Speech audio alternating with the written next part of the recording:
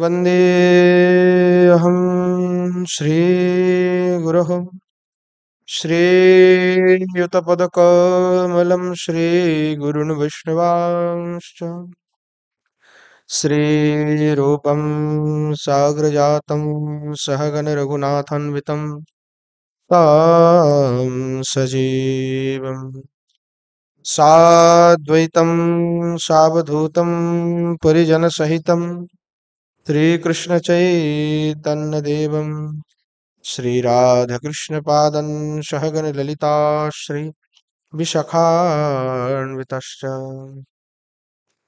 त्वं गोपिका वृषरवेस्तनयान्तिकेशी सेवाधिकारिणि गुरो निजपादपद्मे दास्यं प्रदाय कुरु मां व्रजकाननश्री राधां गृसेवनरसे सुखिनीं सुखावदे गौररामौशमारम्भम् ईश्वरणं च मध्यमाम् अस्मदाचार्यपर्यन्तं वन्दे गुरुपरम्पराम् संसारदुःखजलधौ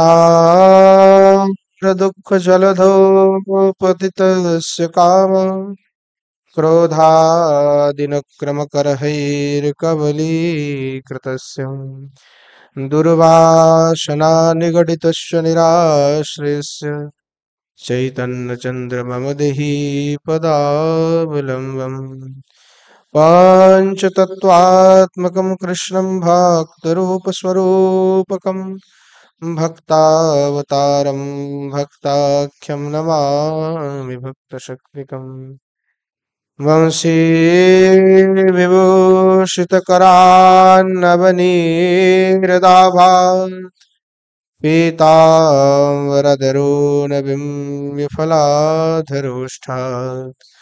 पूर्णेन्दुसुन्दरमुखादरविन्दनेत्रात् कृष्णात् परं किमपि तत्त्वमहं न जाने विद्युल्लतां विलसितान्नुपमाङ्गकान्तिं वैदग्ध्यकारुण्यरसा पुलुतपद्मनेत्रा वृन्दावननवनिकुञ्जरसैकतृष्णां राधां विना किमपि तत्त्वमहं न जाने श्रीमद्भागवतं नौमि यस्यैकस्य प्रसादतः अज्ञातानपि जानाति सर्वगमानपि गङ्गातरङ्गरमणीय जटाकलापं गौरी निरन्तरविभू शितवामभागं नारायणप्रियमनङ्ग मदापहारं वाराणसीपुरपतिं भज विश्वनाथं नारायणं नमस्कृत्य नरं चैव नरोत्तमं देवीं सरस्वतीं व्यासं ततो जयमुदीरयेत् जननी जनको वन्दे धरणिधरणीधरो सन्तानवत्सलो पूजो सन्तानकुशलार्थिनो श्रीरूपं साग्रजं वन्दे रघुनाथं कृपामयं श्रीजीवं भट्टयुगं च शय्यनो सुखदायकम् येषां सहजस्निग्धानं पादरेणुमभीक्ष्णसा सर्वविघ्नविनाशाय शिरसा धारयाम्यहम् वृन्द्यायै तुलसीदेव्यै प्रियायै केशवस्य च कृष्णभक्तिप्रदे देवी सत्यवत्यै नमो नमः वाञ्छकल्पतरुभ्यश्च कृपा सिन्धुभ्यैव च पतितानं पावनेभ्यो वैष्णवेभ्यो नमो नमः। हरे कृष्ण कृष्ण कृष्ण हरे हरे, हरे हरे राम राम राम हरे हरे। बोलो श्री राधा गिरिंद्र बिहारी लाल की जय। बोलो जय जय श्री राधेश्याम निताय गौर हरि बोल। श्री परम पूज्य पंडित बाबार कृपाয়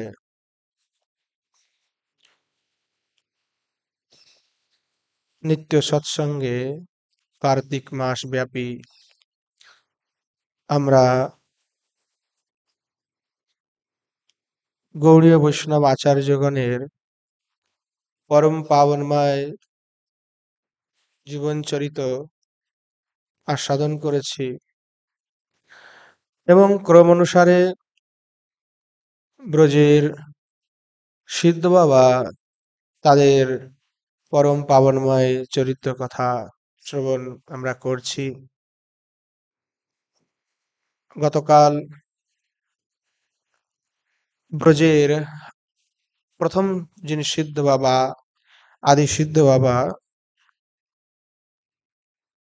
সেই সিদ্ধ জয়কৃষ্ণদাস বাবাজি মহারাজের পরম পাবনময় চরিত্র আমরা আস্বাদন করেছি। আজ আমরা ব্রজের এবং নবদ্বীপের উভয় জায়গার পরম সিদ্ধ সন্ত মহাত্মা সিদ্ধ শ্রী জগন্নাথ দাস বাবাজি মহারাজের পরম পাবনময় চরিত্র কথা আস্বাদন করব। সিদ্ধ শ্রী জগন্নাথ দাস বাবাজি মহারাজ বৃন্দাবনের শৃঙ্গার বটের বাঁকুড়া জেলার পুরুলিয়া, পশ্চিম বাঙ্গাল,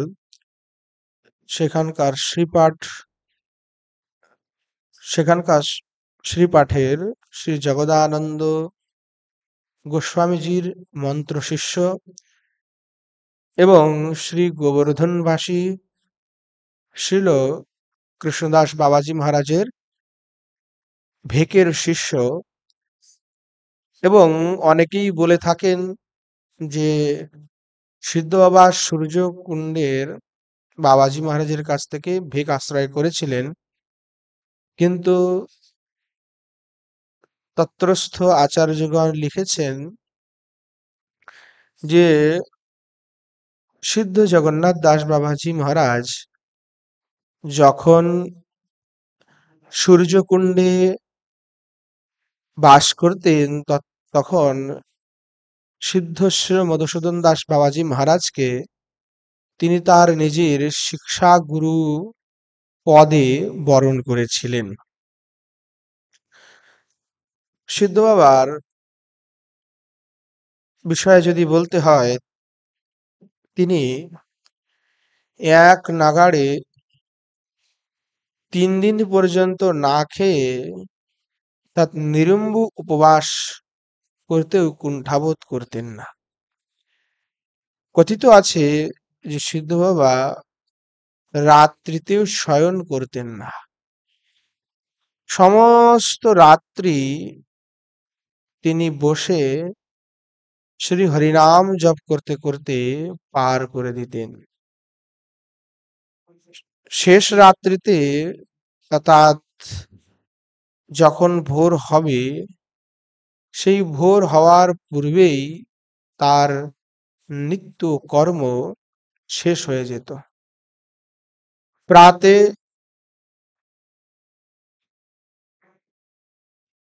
সকালবেলায় প্রাতকালেই দধি-চিড়া প্রসাদ পেতেন।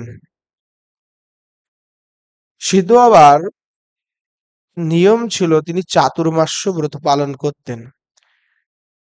এখন আমরা ব্রত করলে দেখি যে কি খাবো কি না খাবো, কোনটা খাওয়া যায়, শাস্ত্রের ফাঁকা জায়গাগুলি খুঁজি। কিন্তু সিদ্ধ বাবা চাতুর্মাস্য ব্রত করতেন, খুব কঠোর নিয়ম ছিল।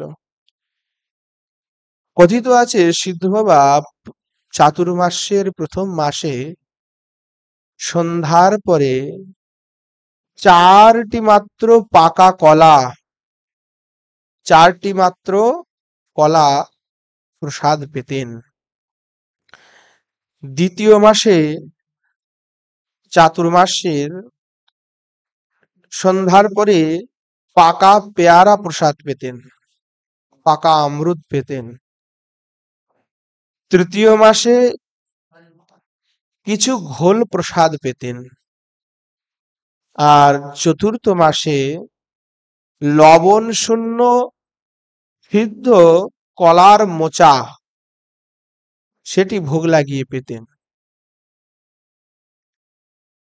এইভাবে 4 মাস উনি চতুর্মাস্য ব্রত পালন করতেন। চিন্তা করুন কেমন অদ্ভুত, কেমন অদ্ভুত নিষ্ঠা, কেমন অদ্ভুত ভক্তি। এমনি আর সিদ্ধ হন নাই, কি কঠোর নিয়ম। সিদ্ধ বাবার একান্ত শিষ্য ছিল শ্রী বিহারী দাস। তিনি ব্রজবাসী ছিলেন।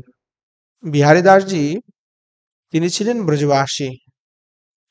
তো বিহারী দাসজি ঝুড়িতে করে, এই বাঁশের যে ঝুড়ি, ওই ঝুড়িগুলিকে সুন্দর করে, ওই সময় তো বেতের বাঁশের সুন্দর করে ঝুড়ি বানাতো, এখন তো এগুলো আর পাওয়া যায় না।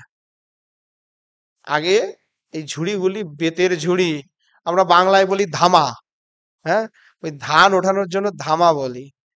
তো বেতেরও হয়, আবার অনেকে বাঁশে দিয়েও বানায়, তবে বেতেরটি অনেক সুন্দর হয়। তা ওই ধামার মতো, ঝুড়ি মতো, সেইটাতে সিদ্ধ বাবাকে বসিয়ে, ওই যেমন ভাবে নন্দ বাবা কৃষ্ণকে ঝুড়িতে করে নিয়ে গেছিলেন, মানে কৃষ্ণকে মথুরার থেকে আনলেন, ঠিক তদ্রূপ ভাবে বিহারী দাস সিদ্ধ বাবাকে ঝুড়িতে করে বসিয়ে এখানে ওখানে নিয়ে যেতেন। একবার কথিত আছে যে সিদ্ধ বাবা বিহারী দাসকে বলছেন, এই চল আমাকে একটু নিয়ে চল। তো বিহারী দাসজি বাবাজি মহারাজকে ঝুড়িতে বসিয়ে উঠাতে যাবেন, তো সে উঠিতে গিয়ে ভার উঠাতে পারছে না, অনেক ভার। এবার ভারের কারণে উঠাতে পারে না, কিন্তু যেই কষ্টে টষ্টে উঠিয়ে মাথায় করেছে, এ একেবারে তুলার মতো হালকা হয়ে গেছে। তখন আর মনে হচ্ছে না যে কোনো ভারী জিনিস বিহারী দাস মাথায় নিয়েছে। সে বাবা তার মাথায় উঠে গেলেন, কিছু দূর নিয়ে যাচ্ছেন, একেবারে বেরিয়েছেন কুটিয়া থেকে। একজন ভক্ত সিদ্ধ বাবাকে এসে প্রণাম করলো, বাবা দণ্ডবোধ প্রণাম, এবং প্রণাম করে একটা প্রণামী দিলেন 1 টাকা, 1 রুপিয়া। তো 1 রুপিয়া দিল। তখন বাবা বললেন, বিহারী দাস রুপিয়াটা নাও, টাকাটা নাও। কিন্তু সিদ্ধ বাবা যখন 2-3 মাইল পথ চলে গেছেন, তখন সিদ্ধ বাবা বলছেন, বিহারী দাস তুমি আমাকে আবার কুটিয়ায় নিয়ে চলো। তখন বিহারী দাস আবার বাবাকে নিজের কুটিয়ায় ফিরিয়ে নিয়ে আসলেন। ফিরে আসলে বিহারী দাসকে বললেন, যে ভক্তটা আমাকে টাকা দিয়েছিল ওকে একটু ডাক দাও। তো বিহারী দাস আশেপাশে সেই ভক্ত ছিল, তাকে ডেকে নিয়ে আসলো। ডেকে নিয়ে আসার পরে সিদ্ধ বাবা বললেন, বাবা তোমার টাকাটা নাও। বলছে, বাবা কেন, আমি তো আপনার সেবার জন্যই দিয়েছি। বলছে, না রে বাবা, এ টাকার যে কামড়, সেই কামড় আমি সহ্য করতে পারলাম না। শুনেছি তোমার নাকি অনেক টাকা, তা আমাকে একটা কথা বলবে? বলছে, বলুন বাবা। বলছে, তুমি এত টাকার কামড় কিভাবে সহ্য করো গো? আমি তো তোমার ওই 1 টাকার কামড় সহ্য করতে পারলাম না। এই বলে টাকাটা সিদ্ধ বাবা ফেরত দিয়ে দিলেন। ভাবুন কেমন বিরক্ত। নিরন্তর বাবাজি মহারাজ লীলা স্মরণে ভাব রাজ্যে বিচরণ করতেন। এই জন্য যে সমস্ত মহাত্মাগণ ভজনানন্দী, তারা কখনোই কোনো ভৌতিক প্রাকৃত পার্থিব বস্তুর সংকল্প বা বিকল্প করেন না। যৎকিঞ্চিৎ যদিও কখনো সংকল্প বিকল্প মনে আসে, তাহলেও তাহলেও সেটি তারা সহ্য করতে পারেন না।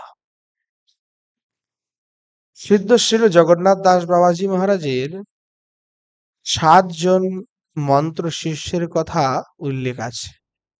তার ভিতরে প্রথম হলেন শ্রী বিহারী দাস বাবাজি, তিনি ব্রজবাসী। ভাগবত দাস বাবাজি, এই বিহারী দাস বাবা, তিনি ব্রজবাসী ছিলেন, বাংলা পড়তে পারতেন না। হ্যাঁ, একবার বাবাজি মহারাজ কৃপা করে তাকে একবারে এই কিছু সময়ের মধ্যেই বাংলা শিখিয়েছিলেন।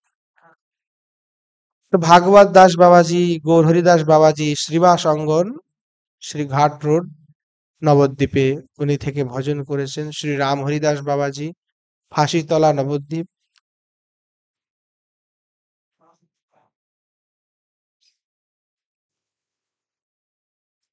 তাই গৌর হরি।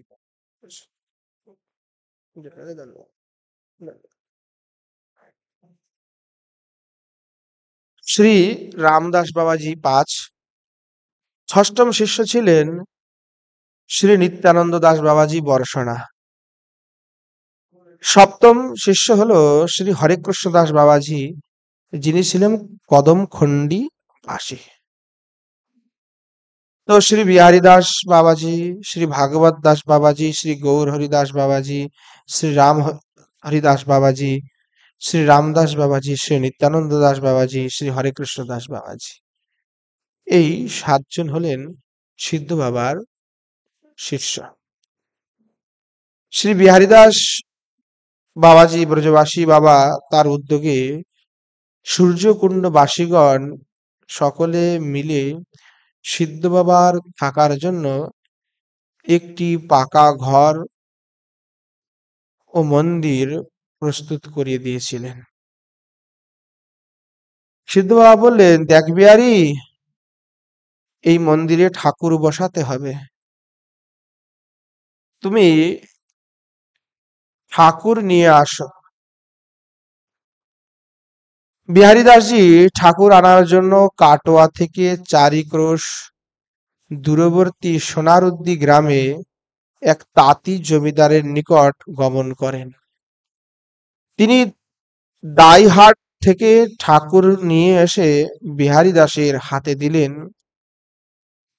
ইনি একটি নৌকায় করিয়া ঠাকুর নিয়ে কলিকাতা হাটখোলার শ্রীনাথ রায়ের নিকট গমন করেন। রায় মহাশয় 500 টাকা দিলেন।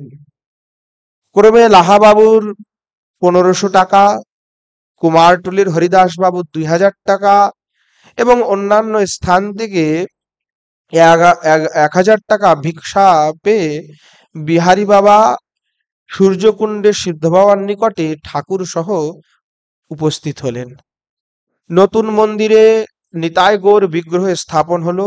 সকলে সোনার মূর্তি বলে মনে করতে লাগলেন। এত অদ্ভুত, তাকে সবাই সোনার মূর্তি বলে মনে করতে লাগলেন। একবার কি হলো, ওই উৎসব যখন করলেন ঠাকুর স্থাপন, তখন সূর্যকুণ্ড এবং রাধাকুণ্ডের সমগ্র বৈষ্ণবজনকে আহ্বান করলেন। তা বৈষ্ণব ভোজন করাতে 3000 টাকা খরচা হয়ে গেল। তা সেই সময় 5,000 টাকা ওনারা ভিক্ষায় পেয়েছিলেন। তার ভিতরে 3,000 টাকা খরচা হয়ে গেল কিসে? আপনার বৈষ্ণবদের সেবা করাতে, বৈষ্ণবদেরকে ভোজন করাতে। সোনার ঠাকুর দেখতে একেবারে সুন্দর, অদ্ভুত। সোনার ঠাকুর মনে করে চুরি করার মানসে একদিন একদল ডাকাত সিদ্ধ বাবার কাছে আসলো।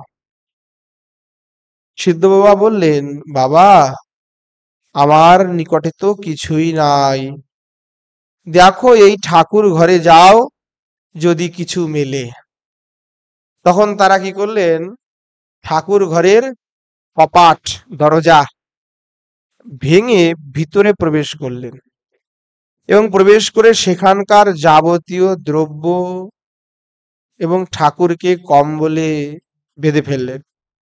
বেঁধে যখন বাইরে হবেন, সে সময় চৌকাঠে মাথা থেকে ডাকাত এবং ঠাকুর উভয়েই ঘরের ভিতরে পড়ে যান। তখন কেবল ভোর হচ্ছিল। তখন ডাকাতগণ চৌকাঠ পার হতে গিয়ে পড়ে গেলেন। তারা এটাকে কোন রকম সংকেত মনে করেই ভয়ে সেখান থেকে ঠাকুরকে ফেলে দিয়ে অন্যান্য দ্রব্য নিয়ে পলায়ন করল। সিদ্ধ বাবা তখন বললেন, বিহারী, এই ঠাকুর বৃন্দাবনে কাউকে দিয়ে আয়। তখন বিহারী দাসজি ঠাকুর নিয়ে বৃন্দাবনে এসে মালদহ জেলার গয়েশপুরের মা গোসাইকে 2,000 টাকা ও ঠাকুর দিলেন। যে 5,000 টাকা নিয়ে এসেছিলেন তার ভিতরে যে 3,000 টাকা সাধু বৈষ্ণবের সেবায় খরচা হয়েছিল, আর 2,000 টাকা আর সেই ঠাকুরজিকে তাকে দিয়েছিলেন। সেই ঠাকুরই সেই ঠাকুরই একশনে গোপালবাগের ধোপাপাড়ায় সোনার গৌর নামে বিখ্যাত। কিছুদিন পর সিদ্ধ বাবা আবার বললেন, ওরে বিহারী, ঠাকুর না হলে যে রে থাকা যাচ্ছে না, যেখান থেকে পার বিহারী ঠাকুর নিয়ে আয়। ঠাকুর না হলে থাকা যাচ্ছে না বিহারী। তখন বিহারীজি কি করেন? রাধাকুণ্ডের নিকটবর্তী মথুরা গ্রামে মণিপুরী বৈষ্ণব দিনু বাবাজির কাছে এক মূর্তি সরমুজ মহাপ্রভু ছিল। সেটি গরু যে খাওয়ার খায়, যে ভুসি, সেই ভুসির ভিতরে এটা বারা লুকায়িত ছিল। সেইটাকে বিহারী ব্রজবাসীজি সেটিকে খুঁজে সন্ধান করে সেখান থেকে বের করে নিয়ে আসেন এবং দিনু বাবাজিকে বলে ঠাকুরের অঙ্গরাগাদি করে যাবতীয় সেবাদ্রব্য নিয়ে এসে সূর্যকুণ্ডে আসলেন এবং 10 বৎসর পর্যন্ত এই বিগ্রহের সেবা করেছিলেন শ্রী সিদ্ধ জগন্নাথ দাস বাবাজি। একদিন সিদ্ধ বাবা বিহারীজিকে বললেন, আরে বিহারী, এই ঠাকুরও বৃন্দাবনের কাউকে দিয়ায়, আমি নবদ্বীপে যাব। এই দেহটা যেন গৌরের পাদ পদ্মেই পড়ে থাকে। তখন বিহারী দাসজি সেই ঠাকুরকে নিয়ে বৃন্দাবনে এসে গয়েশপুরের সেই মা গোসাই থেকে 25 টাকা ভিক্ষা পেয়ে ঠাকুর এবং ওই টাকা গোপাল গুরু মঠের অধিকারী শ্রী নরোত্তম দাসজিকে দিয়েছিলেন। ওই সেবা বর্তমানে সেই নিধুবনের গলিতে আপনারা দেখতেও পাবেন। ওই কিন্তু সিদ্ধ বাবারই সেবিত সেই ঠাকুরজি। কথিত আছে সিদ্ধ বাবা একবার মন্ত্র পুরস্চরণ করার জন্য ঋষিকেশে গিয়েছিলেন। গৌড়ীয় বৈষ্ণব আচার্যগণ বলেছেন যে মন্ত্র পুরস্চরণের আবশ্যকতা, অর্থাৎ দীক্ষা আদি দেওয়ার পূর্বে মন্ত্রকে অবশ্যই পুরস্চরণ করতে হয়, না হলে কিন্তু সেটা সিদ্ধ হয় না, কাজে দেয় না। পুরস্চরণের পরম আবশ্যকতা।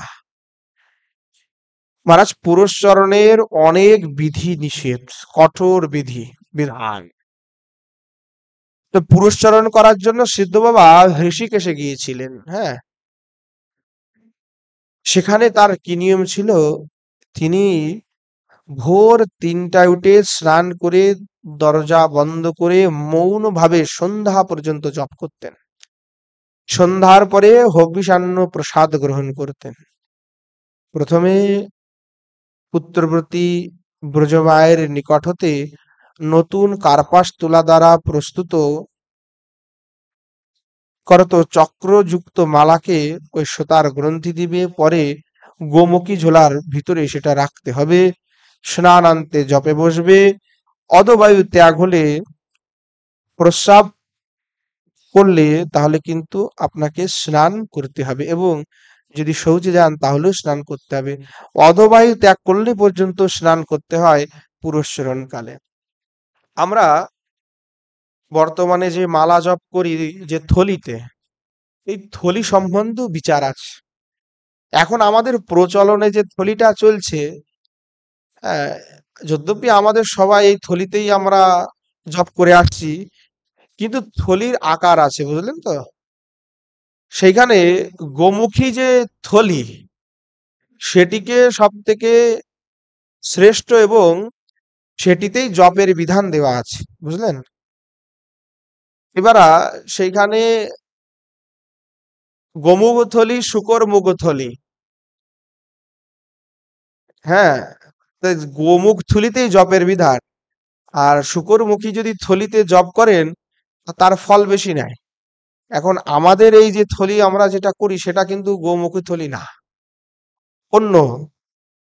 তো এই জন্য দেখবেন রামানুজ সম্প্রদায় বা অন্যান্য সম্প্রদায় যারা বর্তমানে, অনেকেই আগে জানতেন না, তবে অনেকেই এই সমস্ত তথ্য আচার্যগণ লিখেছেন, আমরা পড়ি না তাই জানি না।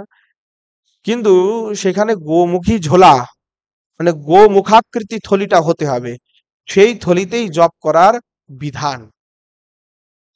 তো সিদ্ধ বাবা ওই গোমুখী থলিতেই জপ করতেন।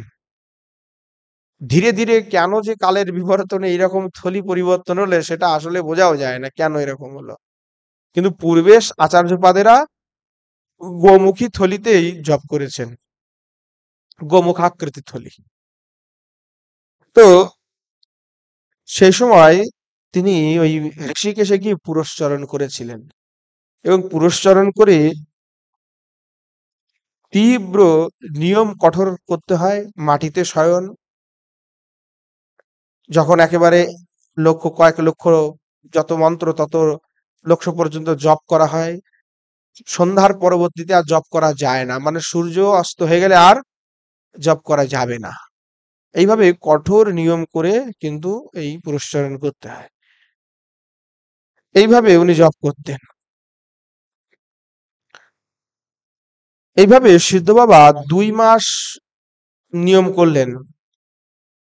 তারপরে একদিন হঠাৎ বলে উঠলেন, বিহারী, দেখ দেখ দেখ, কত ফল আসছে। এইটুকানি কথা বলেছিলেন।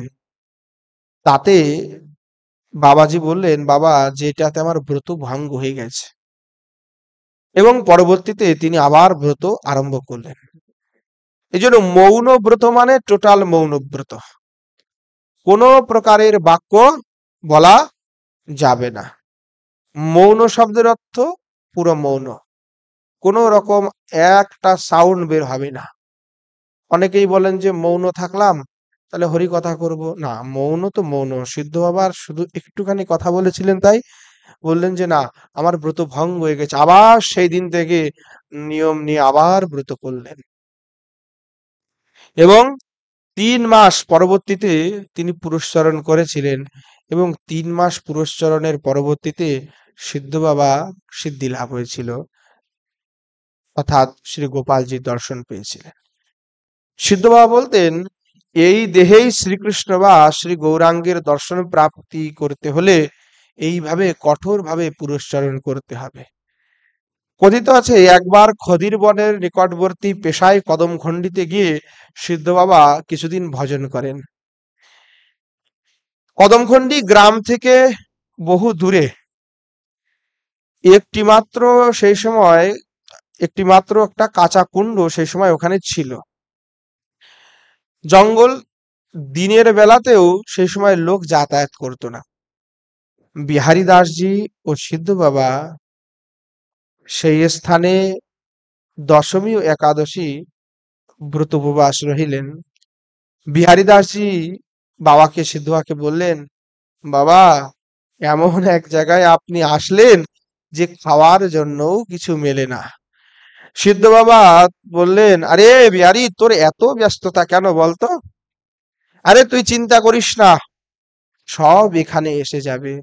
রাত্রে একটু করতলের আওয়াজ করতো দেখি।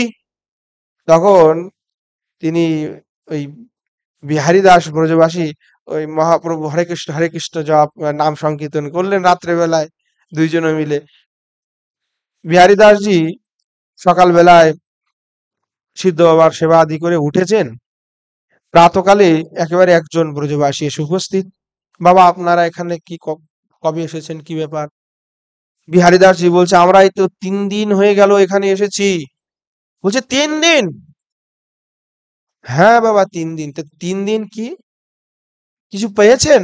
বলছে, না, 3 দিন আর কি পাবো, শুধু এই শ্রীকুণ্ডের জল পান করে থেকেছি, আর কিচ্ছু মেলে নাই, জল ছাড়া। ব্রজবাসী বললেন, আরে বাবা, চিন্তা করবেন না। কিছুক্ষণ পর ব্রজবাসী গিয়ে কি করলেন, সমস্ত দ্রব্য নিয়ে এসে উপস্থিত হলেন, বিভিন্ন দ্রব্য। এবং পরদিন থেকে মহারাজ এমন ব্যবস্থা হলো, লোক এসে এসে জিনিস দিয়ে যাচ্ছে, শুধু চাল ডাল দুধ ঘি, কি লাগবে ভাই। এমনকি 2-3 মণ দুধের পায়েস প্রত্যেক দিন তখন থেকে ওখানে প্রারম্ভ হয়ে গেল বানানো। লোকজন আসে দর্শন করতে, দিয়ে যায় চকাচক ভান্ডারা। বিহারী দাসের তো একেবারে চক্ষু চড়ক গাছ। তিনি অবাক হয়ে গেলেন সিদ্ধ বাবার, মানে তার সেই ভাবটি দেখে, তার আসলে সিদ্ধাই কেমন, তার প্রভাব কেমন। সিদ্ধ বাবার সাথে তার গুরুপুত্র শ্রী ব্রহ্মানন্দ গোস্বামী প্রভুর বিশেষ প্রেম ছিল, বুঝলেন তো। তো নবদ্বীপ এবং বৃন্দাবনে থাকতেন, 6 মাস নবদ্বীপে 6 মাস বৃন্দাবনে সিদ্ধ বাবা। এই জন্য জগন্নাথ দাস বাবা কোনো একক স্থানের না, মানে উনি নবদ্বীপে, ওরা বৃন্দাবনে। জগন্নাথ দাস বাবা যখন ওই নবদ্বীপে যেতেন, তখন ওনার শ্রী গুরুপাঠ শ্রী পুরুনিয়া হয়েই যেতেন। তো ব্রহ্মানন্দ প্রভু কখনো আবার পুনরিয়া ওনার সাথে দেখা হতো, কখনো বৃন্দাবনে উনি আসতেন, তখন ওনার সাথে দেখা হতো, ওনার সাথেই বাস করতেন। মানে গুরুর পুত্র তো, কিন্তু একটা ভালো হৃদ্যতা, প্রেম সুলভ ছিল, সখ্যতার মতো আর কি। হ্যাঁ। আবার ভক্তগণের অনুরোধে কখনো কখনো ব্রহ্মানন্দ প্রভু বাইরেও যেতেন, অন্যান্য জায়গাতে প্রচারে। এইভাবে ব্রহ্মানন্দ প্রভু যখন পুরুনিয়াতে থাকতেন, তখন বাবাজি মহারাজ যখন পুনরিয়াতে যেতেন, তখন ব্রহ্মানন্দ প্রভুপাদ বলতেন যে, আপনি আমার সাথে কিছুদিন থাকুন, আমার উপরে কৃপা করুন, আমার একটু সঙ্গ দিন। তখন সিদ্ধ বাবা শ্রীপাদের সঙ্গানুরোধে কিছুদিন পুনরিয়াতেও থাকতেন। এবং সিদ্ধ বাবা যখন বার্ধক্য অবস্থায়, তা একেবারে কুমড়ার মতো পিণ্ডাকার হয়ে গেছিলেন, কুঁজো হয়ে গেছিলেন। কিন্তু যখন হরিনাম সংকীর্তন হতো, তখন একেবারে ওনার পিঠ দ্বারা একেবারে সোজা হয়ে যেত, এবং বিশাল অতি দীর্ঘ শরীর হয়ে যেত না, একেবারে উদ্দণ্ড, তখন সোজা হয়ে নৃত্য সংকীর্তন করতেন। তখন আবার 5-6 জন মিলেও তাকে ধরে রাখা যেত না। এমন পরমানন্দে হা কৃষ্ণ হা কৃষ্ণ, হা গৌর হা গৌর, হা নিতাই বলে একেবারে উদ্দণ্ড নৃত্য করতেন। একবার রাত্রিতে ব্রহ্মানন্দ প্রভুপাদ গান ধরলেন, ধনী রঙ্গিনী ভোর ধ্বনি রঙ্গিনী ভোর, ভুলল গরবে শ্যাম বধূ করি কোর। এই দুই চরণ শুধুমাত্র বলেছিলেন, আর এই দুই চরণ আস্বাদন করতে করতেই পুরো রাত চলে যায় দুইজনের। এতটা তাদের ভিতরে সিদ্ধতা ছিল। সিদ্ধ বাবা যখন নবদ্বীপ ধামে রজপ্রাপ্তি হয়েছিলেন, তখন ব্রহ্মানন্দ প্রভুই তার উৎসব করেছিলেন, এবং তার পত্নী মাতা গোস্বামী যত যাবৎকাল জীবিত ছিলেন তারা সবিশেষ সহায়তাও করেছে। কথিত আছে বাবাজি মহারাজ যখন পুরুলিয়াতে গুরুপাঠে যেতেন, সেখানে প্রসাদ পেতেন, তো মাতা গোস্বামিনী তিনি তো সিদ্ধ বাবা ছিলেন, জানতেন যে সিদ্ধ পুরুষ, আহ অনেক স্নেহ করতেন, নিজের রন্ধনাদি করে ভাড়াকুরকে ভোগ লাগিয়ে প্রসাদ পাওয়াতেন। তো বাবাজি মহারাজকে প্রসাদ পেতে দিয়েছেন সে সময় কলার পাতায়, সে সময় তো কলার পাতায়তেই চলতো, কলার পাতায় সুন্দর করে প্রসাদ দিয়েছেন, আর মাতা গোস্বামী নিজে স্বয়ং পরিবেশন করছেন।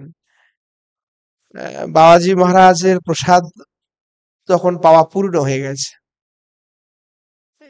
কিন্তু মাতা গোস্বামী বারবার তখন প্রসাদ আবার পারসাই করছে, মানে খাওয়া দাওয়া শেষ, তারপরেও মাতা গোস্বামী আবার নিয়ে এসে পারসাই করছে। সিদ্ধ বাবা মনে মনে বুঝলেন যে মাতা গোস্বামিনীর নিশ্চয়ই এটা ইচ্ছা যে আমি যেন প্রসাদে কিছু অবশেষ রেখে দিই, এবং সেই অবশেষ ওনারা পেতে চান। এটা তখন সিদ্ধ বাবা বুঝতে পেরে কি করলেন, যে যে প্রসাদ মাতা গোস্বামিনী এসে পরিবেশন করেছিলেন, একেবারে তৎক্ষণাৎ ঝপ করে খেয়ে ফেললেন। খেয়ে মাতা গোস্বামিনীজি গিয়ে যে আরেকটু প্রসাদ নিয়ে আসতে গেলেন, এসে আবার দিবেন, এর ভিতরে উনি সেই কলার পাতা আদি সব খেয়ে ফেললেন, কলার পাতাও খেয়ে ফেললেন, খেয়ে ফেলে সে জায়গাটিও একেবারে ধুয়ে মুছে পরিষ্কার করে দিলেন, মানে একটা কোনো টুকরা যাতে সেখানে অবশেষ না থাকে। মাতা গোস্বামী কিছু জিনিস নিয়ে এসে আবার যখন দিতে গেছেন, দেখেন কোনো কিছুই নাই। সকলেই তখন বাবাজি মহারাজের ওই শক্তি দেখে সিদ্ধ পুরুষ বলেই মনে করেছিলেন, যিনি কোনো সাধারণ পুরুষ নয়। এরপর থেকে মাতা গোস্বামিনী বুঝেছিলেন যে বাবা কাউকে নিজের অধরামৃত দিতে আগ্রহী নয়, তাই এরপর থেকে বাবাজি মহারাজ নিষেধ করলে আর কখনোই তিনি পরিবেশন করতেন না।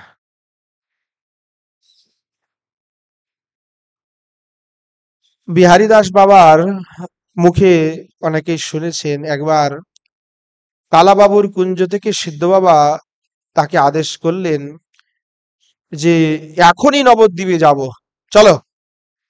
তখন ওই সেই ঝুলিতে চাপিয়ে শ্রী বিহারী দাসজি যখন তাকে উঠালেন, উঠাতে গিয়ে দেখেন যে তিনি একেবারে মহাভারী পাথর, কিন্তু যখন স্কন্ধে ওই ঝুড়িটা উঠিলেন তখন একেবারে তুলার মতো হালকা হয়ে গেলেন। এবার দিবারাত্র বিহারীজি চললেন, 9 দিনে গিয়ে নবদ্বীপে পৌঁছে গেলেন। ভাগলপুরের মধ্যে দিয়ে যখন আসছিলেন, সেই সময় রাত্রিবেলায় বিহারী বাবা দেখছেন যে পথের উপরে, যে পথে শয়ন করেছিলেন, যে পথ দিয়ে যাওয়া আসা করা হয়, সেই পথে কিছু বাঘ শুয়ে আছে, এবং তাদের চক্ষু থেকে একেবারে অগ্নি স্ফুলিঙ্গ বের হচ্ছে। বাঘের চোখ তো এমনি ভয়ঙ্কর, আর রাতের বেলায় জল জল জল জল জল জল করে। হ্যাঁ, তো একেবারে দেখে বিহারী তখন পিছনের দিকে হাঁটা শুরু করলো ভয়ে। ঝোড়ার মধ্যে সিদ্ধ বাবা ছিলেন, সিদ্ধ বাবা গম্ভীর স্বরে বললেন, কি রে বিহারী, কি হলো? একেবারে গম্ভীর, হ্যাঁ বিহারী কি হলো রে? বিহারী তখন বলল, বাবা রাস্তায় তো বাঘ শুয়ে আছে। সিদ্ধ বাবা একেবারে তর্জন করে বললেন, আরে ওরা বাঘ নয়, ওরা মহাপ্রভুর পার্ষদ, তোদেরকে দেখতে এসেছে, বুঝলি তো।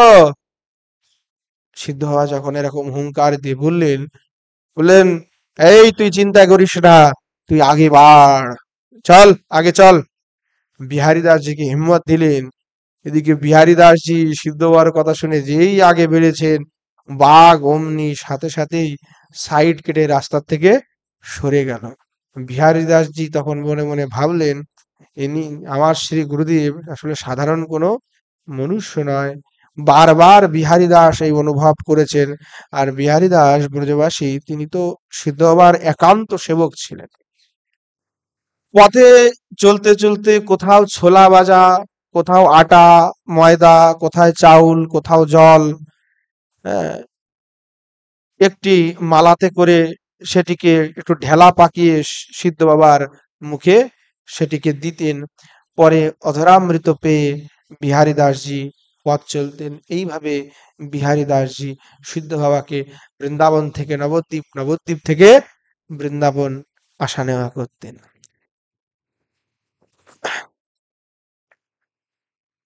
এই জন্য বিহারী বাবার হাতে একটা নারিকেলের মালা আর মাথায় হলো সিদ্ধ বাবা। এই দুই বস্তু ছাড়া বিহারী দাসের সঙ্গে আর কিছুই ছিল না।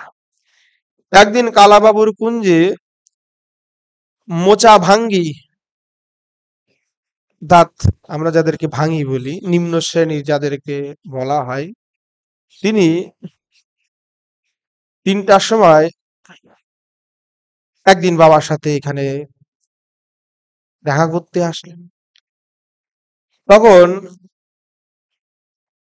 বাবা বললেন, আরে আমার ক্ষুধা পেয়েছে, একটা রুটি দাও আমাকে। সিদ্ধ সে তখন সেই ভাঙি বলল, বাবা আমি জাতিতে ভাঙ্গি, এই কথা বলবেন না, আপনি আমার থেকে ভিক্ষা নিবেন না। সিদ্ধ বাবা বললেন, না না, আরে তুমি আমাকে দাও, তোমার একটা রুটি আমার দরকার, রুটি তুমি রুটি দাও, তোমার রুটি খাবো। ভাঙি একদম প্রথমে দিতেই চেল না, যে না আমি দেব না, দেব না, দেব না, আমি নিম্ন শ্রেণী, বাবা আপনি সাধু মানুষ। তখন সিদ্ধ বাবা একেবারে জেদ করলেন, যে না তুমি আমাকে দাও, দাও, দাও। আর সিদ্ধ বাবা এমন জেদ করলেন, তখন ভাঙি আর কি করবেন, অগত্য একখানা রুটি তাকে দিলেন। এবং সিদ্ধ বাবা সেই রুটিটা নিয়ে তখন খেতে লাগলেন। এবার এই খবর চারিদিকে সব ছড়িয়ে গেল যে সিদ্ধ বাবা ভাঙির ঘরে রুটি খেয়েছে। সে সময় তো ব্রাহ্মণের ঘর থেকেই ভিক্ষাটা নিতে হতো, বা ক্ষত্রিয়ের ঘর থেকে নিত, নিম্ন বর্ণের শ্রেণীর থেকে ভিক্ষা নিত না। এখন সেই সময় বৃন্দাবন রাধাকুণ্ডে মহা গোলযোগ হয়ে গেল ভাই, যে সিদ্ধ বাবা ভাঙির হাতে রুটি খেয়েছে, এটা তো একেবারেই মানা যায় না। এদিকে বিহারী দাস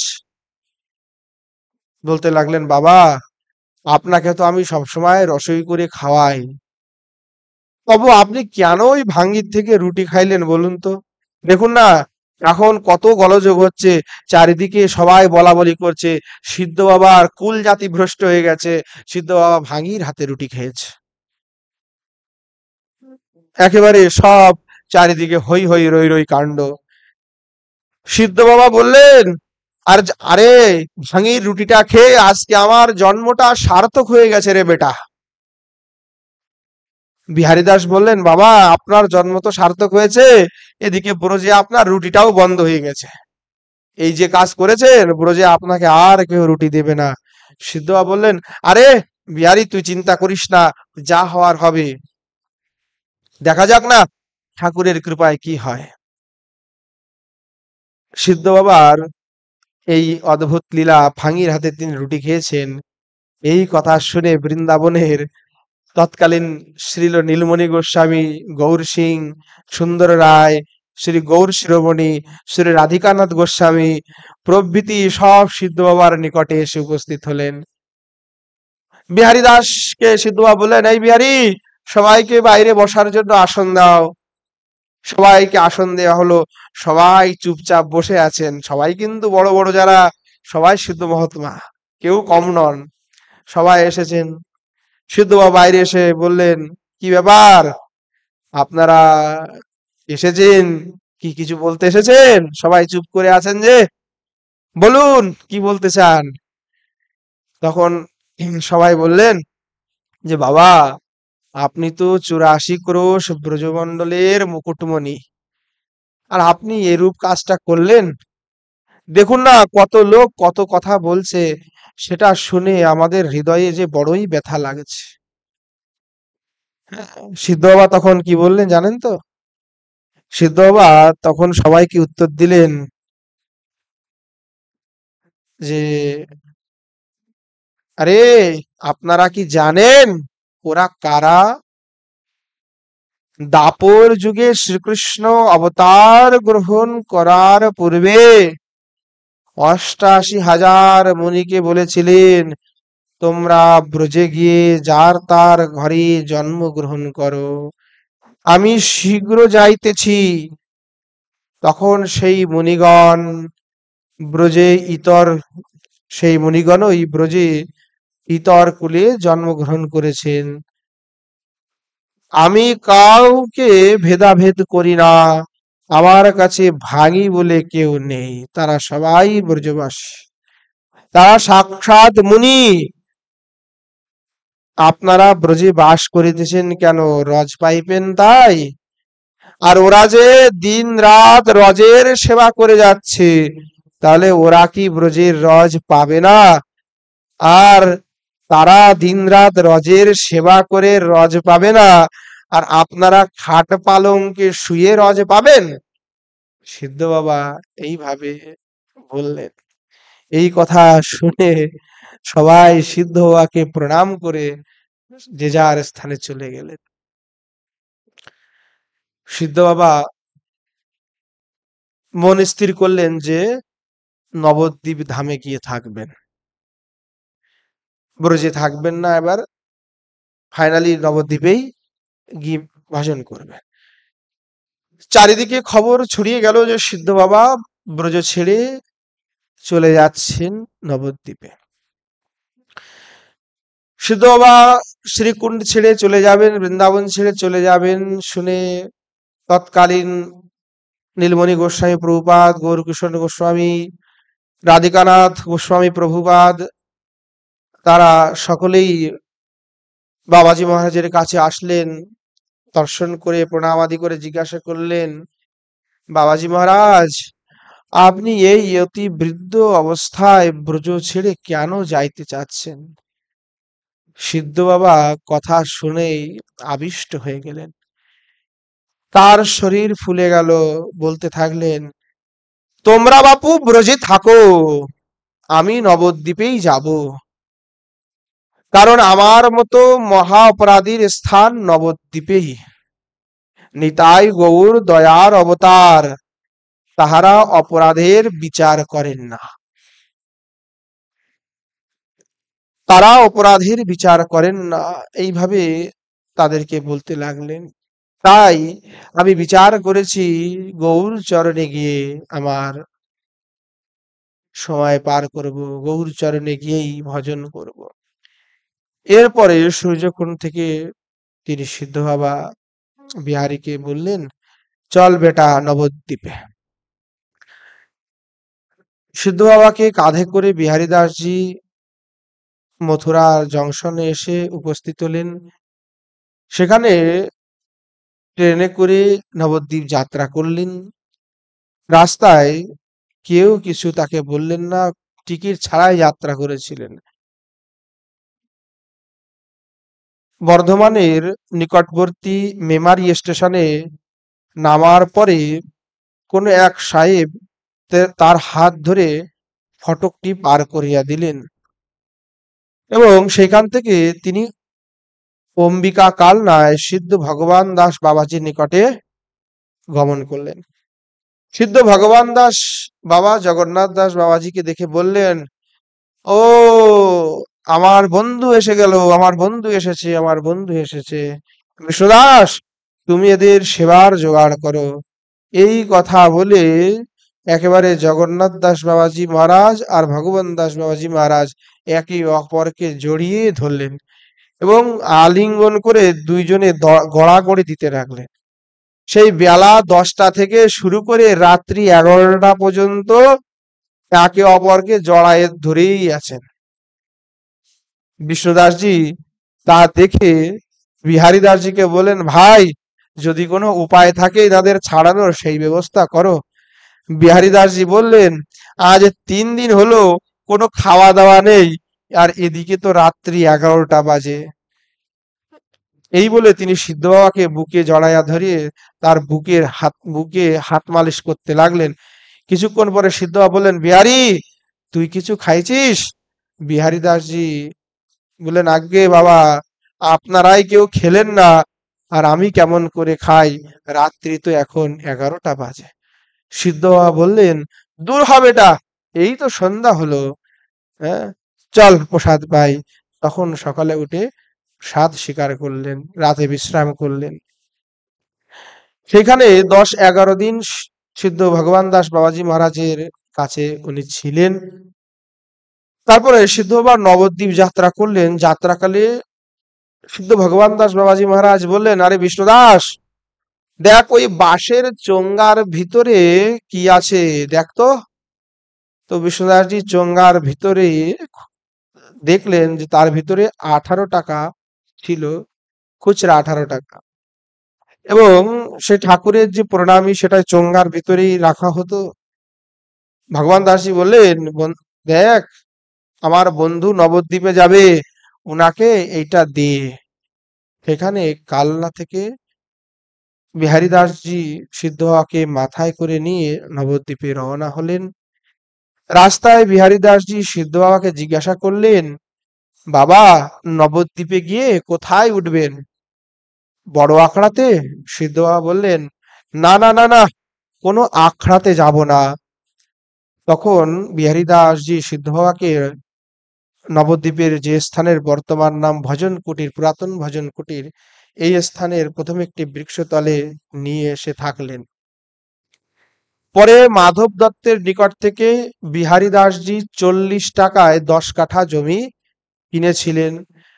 ওই জমিটিতে সেই সময় বিশাল এক গর্ত ছিল, প্রকাণ্ড গর্ত ছিল। বিহারী বাবা সিদ্ধ বাবার কে বিশ্রাম করতে দিয়ে রাত্রিবেলা ছাড়া গঙ্গা থেকে মাটি তুলে ওই গর্তটা ভরাট করেছিলেন। তার কিছুদিন পরে শ্রী কেদারনাথ দত্ত অর্থাৎ শ্রীল ভক্তি বিনোদ ঠাকুর সিদ্ধ বাবাজি মহারাজকে শিক্ষাগুরু হিসাবে গ্রহণ করেছিলেন। অনেকেই মনে করেন যে সিদ্ধ জগন্নাথ দাস বাবাজি মহারাজই হচ্ছেন শ্রী ভক্তিবিনোদ ঠাকুরের গুরুদেব। কিন্তু না, ভক্তিবিনোদ ঠাকুরের শ্রী গুরুদেব হলেন শ্রী রামাই ঠাকুর পরিবার গোস্বামী বংশজ শ্রী বিনোদ বিহারী গোস্বামীজি, শ্রী বিপিন বিহারী গোস্বামীজি, এবং শ্রী সিদ্ধ জগন্নাথ দাস বাবাজি মহারাজ হলেন তার ভজন শিক্ষা গুরু। সিদ্ধ শ্রী জগন্নাথ দাস বাবাজি মহারাজের কাছে গিয়ে উনি ভজন শিখেছেন। তখন ওই ভক্তিবিনোদ ঠাকুর বাবাজি মহারাজের কাছে আসতেন, বিভিন্ন তত্ত্ব কথা, শাস্ত্র কথা তার কাছে জানতেন, ভজনে কিভাবে আগে তিনি যাবেন, বাড়বেন, সে সমস্ত কিছু তার কাছে জিজ্ঞাসা করতেন। তিনি মহেশগঞ্জের শ্রীযুক্ত নফরপাল চৌধুরীর নিকটে তার সাথে কথাবার্তা বলে ভিক্ষা করে 2খানি চালাঘর তৈরি করেন।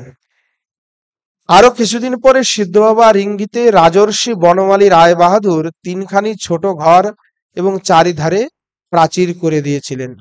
বর্ধমানের কাইগ্রাম নিবাসী বৃদ্ধা মনমোহিনী দাসী একটি কুয়াও খনন করে দেন। সিদ্ধ বাবা নবদ্বীপে এসে বিহারী দাসজিকে বললেন, দেখ, কোনো আখড়ায় যেন নিমন্ত্রণ খেতে যাস না। বিহারী দাস বললেন, কেন? সিদ্ধ বাবা বললেন, আরে, দোষীর সঙ্গ করতে নাই, অর্থাৎ যারা স্ত্রী সঙ্গ করেন তাদের সঙ্গ করতে নাই। এইভাবে বাবাজি মহারাজ বললেন যে দোষীর সঙ্গ করবে না, অবৈধ যারা সম্বন্ধী রাখেন তাদের সঙ্গ করবে না। বললেন, দেখ, যে রাজার রাজ্যে বাস করা যায় তার কিছু গুণ গাইতে হয়। দাপরে ছিল কৃষ্ণের রাজ্য, আর এখন শিবান মহাপ্রভুর রাজ্য। এখন তারই গুণ গাইতে হবে। দেখ, পুরুষের নিকট ভিক্ষা করতে গেলে ভিখারি কিছুই পায় না, আর স্ত্রী লোকের নিকট ভিক্ষা করিতে গেলে সে মুষ্টি চাউল ভিক্ষা পায়। স্ত্রীলোক আমার বৃষভানু নন্দিনী, আর কৃষ্ণভানু নন্দিনী আমার বৃষভানু নন্দিনী আমার মহাপ্রভু। তার নিকট গেলে এক মুষ্টি প্রেম পাওয়া যাবে। আমরা শ্রীকৃষ্ণের ধার ধারি না। বৃন্দাবনে থাকলে আমরা বৃষভানু নন্দিনীর জয় দেব। যারা ভজন চতুর হবেন তারা নবদ্বীপেই বাস করবেন। কারণ ব্রজে অপরাধের বিচার আছে, ওইখানে ক্ষমা নেই। আর আমাদের এই নদে অপরাধ নাই। দেখ না, 2 পয়সার হাড়ির জন্য মা যশোদা শ্রীকৃষ্ণকে বন্ধন করলেন, কিন্তু নবদ্বীপে আমার নিমাই ঘরের যাবতীয় হাঁড়ি কুড়ি ভেঙে চাউল ডাল সব নষ্ট করে ছারখার করে দিলেও সচিমাতা তাকে কিছুই বললেন না। সেই রূপে দাপর যুগের মহামন্ত্রেও অপরাধের বিচার আছে, কিন্তু আমার শ্রীমান মহাপ্রভুর মহামন্ত্রে কোনো বিচার নাই। তাই তিনি বললেন, শ্রীকৃষ্ণ চৈতন্য প্রভু নিত্যানন্দ শ্রী অদ্বৈত গদাধর শ্রীবাসাদি গৌর ভক্ত বৃন্দ। জগন্নাথ বাবু বললেন, এই সংকীর্তনটা কর, দেখবি কোনো অপরাধের ভয় থাকবে না, অপরাধ তোর হবে না, এই নামের কোনো অপরাধ নেই। একবার ভজন কুটিরের পার্শ্ববর্তী পথ দিয়ে নগর সংকীর্তন চলছে। নাম শ্রবণ করে সিদ্ধ বাবা বিহারীজির সহায়তায় পথিমধ্যে এসে শ্রী নামকে দণ্ডবত প্রণাম করলেন।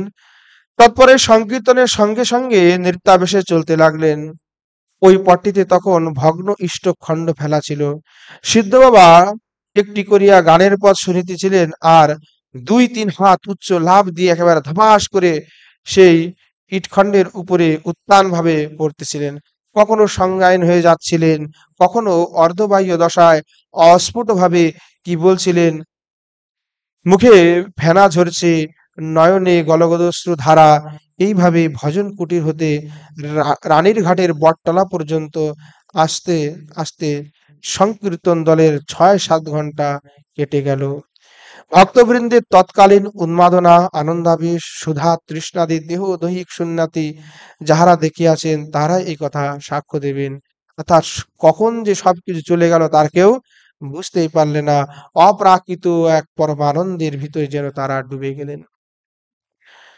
ঢাকার বিক্রমপুরের অন্তর্গত আড়িয়ালের স্বনাম ধন্য প্রসিদ্ধ শ্রী হরিমোহন গোস্বামী প্রভু যখন শ্রী বৃন্দাবনবাসী শ্রী সখালাল গোপীলাল গোস্বামী প্রভু এবং শ্রী গৌর শিরোমণি মহাশয় প্রভৃতি হইতে শ্রী গৌরতত্ত্ব সম্বন্ধে যাবতীয় তথ্যাদি সংগ্রহ করে নবদ্বীপে সিদ্ধ বাবার কাছে আসলেন, তিনি প্রভুপাদের পৃষ্ঠে হস্ত দিয়ে আমূল ঘটনা বলিয়া উপদেশ করিলেন, রাখো প্রেম হৃদয়ে ভরিয়া।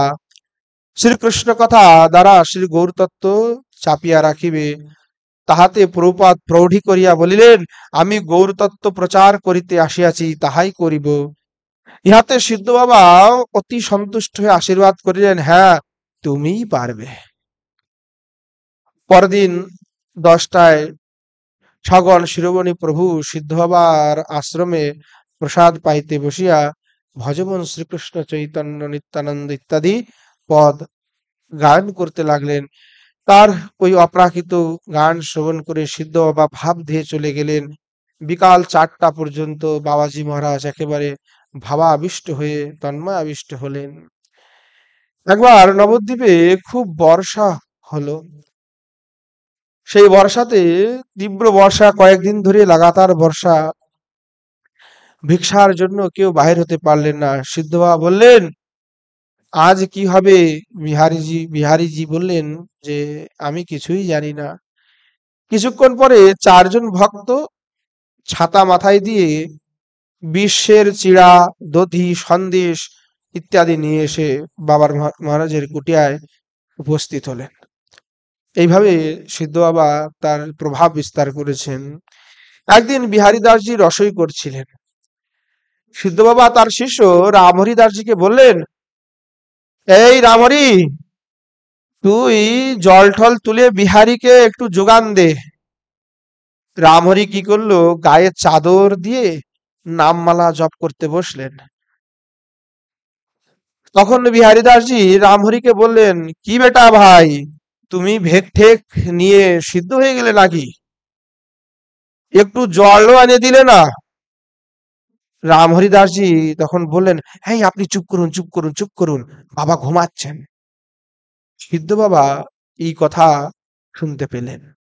সিদ্ধ বাবা একেবারে উঠলেন, উঠে তিনি কি করলেন, যে চুলায়, তখন তো এই কাঠের চুলায় রান্না হতো, তো কাঠের দিয়ে কাঠ জ্বালিয়ে রান্না করছিলেন।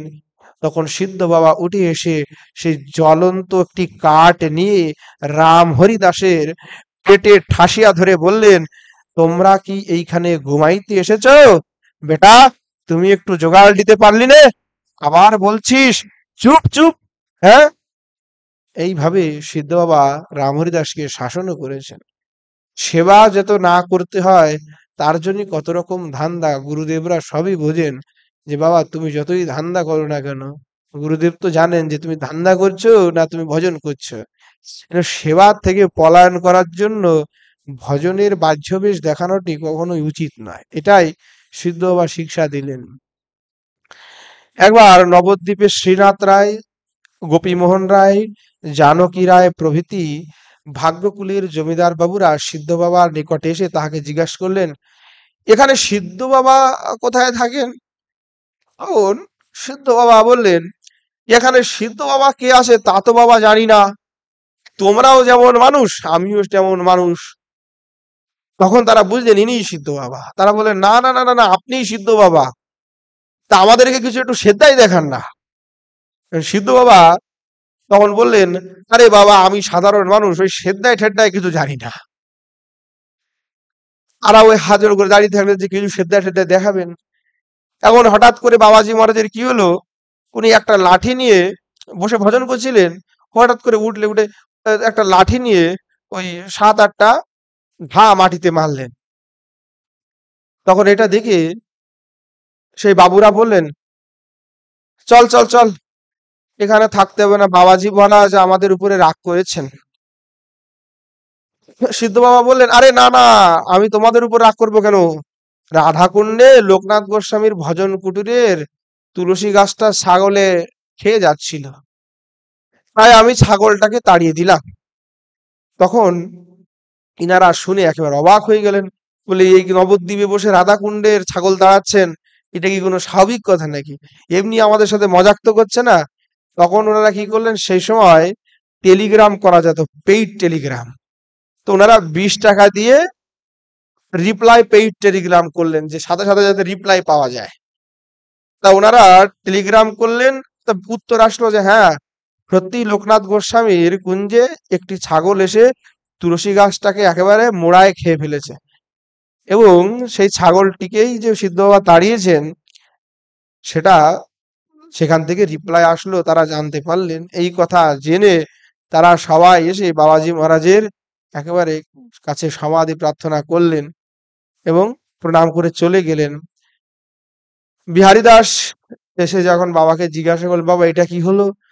তখন সিদ্ধ বাবা বললেন, আরে শোন, ওরা হলো কলির জীব, কিছু না দেখালে বিশ্বাস করতেই চায় না, তাই একটু সিদ্ধাই দেখালাম, না হলে বেটারা অপরাধে মরতো। এইভাবে সিদ্ধ বাবা তার একটু সিদ্ধায়ও দেখিয়েছিলেন। একবার সমগ্র নবদ্বীপ বন্যায় ডুবে গেল। বিহারী দাসজিকে নিয়ে সিদ্ধ বাবা আশ্রমেই থাকলেন। বড়ালঘাট থেকে গৌরহরি দাসজি খিচুড়ি রান্না করে প্রত্যেকদিন কলার ভেলায় চেপে এখানে দিয়ে যেতেন। কয়েকদিন পর বন্যার রূপ এমন হলো যে তিনিও আর আসতে পারলেন না। এদিকে বিহারীজির জ্বর বিকার হলো, ক্রমশই তার অবস্থা খারাপ হতে থাকলো। মহাপ্রভুর মন্দিরের প্যারিমোহন গোস্বামীজি কলকাতায় টেলিগ্রাম করে ডাক্তার আনালেন। ডাক্তার নাড়ি দেখে বলল, অবস্থা খুবই খারাপ, বোধহয় এই রাত্রি শেষ রাত্রি। পরে লালাবাবুর জনৈক কবিরাজও সেই কথা বললেন। তখন সিদ্ধবা বললেন, আচ্ছা, এইবার আমি এর চিকিৎসা করব। এই বলে শ্রী গিরিধারীর একটি চরণ তুলসী নিয়ে এসে বিহারীর মুখে একটি কাঠির দ্বারা প্রবেশ করিয়ে দিলেন এবং নিজে মালা নিয়ে ওনার মাথার নিকটে বসলেন। বললেন, এই তো আমি বসলাম, দেখি কার সাধ্য আছে বিহারীকে নিয়ে যায়, আমি কি ভজন করিনি? এই বলে বাবাজি মহারাজ তার মাথার কাছে বসে মালা জপ করতে থাকলেন। আধা ঘন্টা পরে বিহারী একেবারে চক্ষু খুললেন। তখন সিদ্ধবাবা বললেন, কিরে বিহারী, তুই আমাকে ছেড়ে কোথায় যাচ্ছিস? আরে এই নে ওঠ, তো আমি 22 দিন ধরে মুখ পর্যন্ত ধুইনি, তুই উঠে রসই কর। তখন বিহারীদাসজি বললেন, বাবা আমার তো বড় ক্ষুধা পেয়েছে।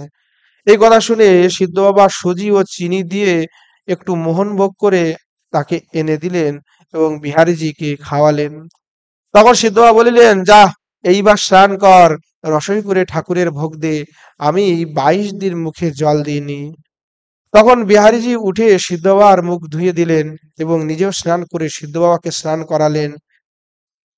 সিদ্ধ বাবা বলতেন, দেখ তোর হাতে খেলে আমার ভজন স্ফূর্তি হয়, এই জন্য আমি আর কারো হাতে খাই না, আমার কারো হাতের খেতে মন চায় না।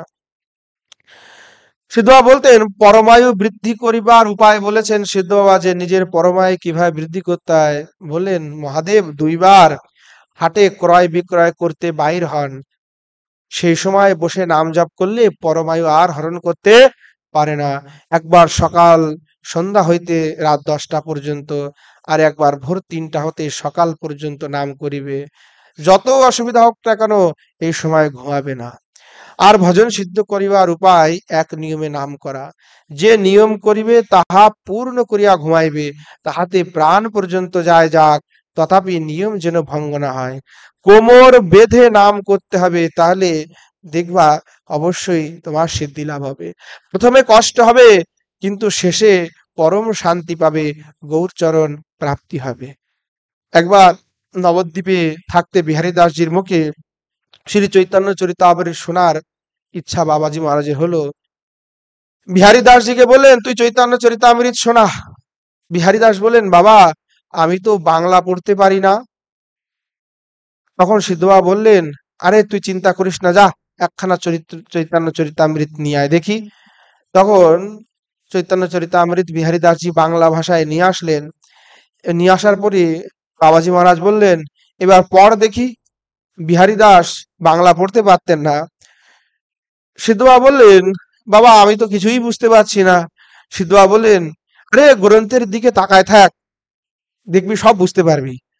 কিছুক্ষণ পরে বিহারী দাসজি অটোমেটিকলি সব অক্ষর চিনতে লাগলেন এবং সব অক্ষর শিখে গেলেন, এবং ধীরে ধীরে তিনি ওই চৈতন্য চরিতামৃত একেবারে পাঠ শিখে গেলেন এবং বাবাজি মহারাজকে তিনি তখন থেকে চৈতন্য চরিতামৃত পাঠ করে শ্রবণ করাতেন।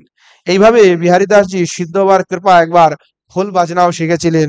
সিদ্ধ বাবা তাকে জিজ্ঞাসা করলেন, এই বিহারী একটু খোল বাজানা। বিহারীজি বললে, বাবা আমি তো খোল বাজাতে পারি না। সিদ্ধ বাবা বললেন, আরে 2 পাশে 2 ঘা দে, এমনি শিখে যাবি। সিদ্ধ বাবার কৃপায় উনি খোল বাজানটাও শিখে গেলেন। এইভাবে সিদ্ধ বাবা মহা অনুরাগে ভজন করতেন। সিদ্ধ বাবা প্রেমিক ভক্ত হলেও লোক শিক্ষার জন্য বিধিমার্গও যাজন করতেন। কথিত আছে সিদ্ধ বাবা প্রত্যেক দিন হাঁটুতে কাপড় জড়িয়ে 1000 দণ্ডবত প্রণাম ঠাকুরজিকে করতেন। যখন অতি বৃদ্ধ হয়ে গেলেন, উঠতে বসতেও কষ্ট হতো, তখন পর্যন্ত এই নিয়ম উনি পালন করেছিলেন। প্রত্যেক দিন গিরিধারীকে স্বহস্তে তুলসী প্রদান করতেন। যখন বার্ধক্য হয়ে গেল, চোখের পাতা ঝুলে পড়েছিল, তখনও নাকি সেবক বিহারী দাস যখন চোখের পাতাটি উঠিয়ে ধরতেন, তখন নিজে স্বহস্তে গিরিধারীকে তুলসী দিতেন। কালনার সিদ্ধ বাবার সহিত তার অনেক প্রগাঢ় প্রণয় ছিল। কালনায় শ্রী নাম ব্রহ্মের তিনি আতিথ্য স্বীকার করতেন। সিদ্ধ বাবা তার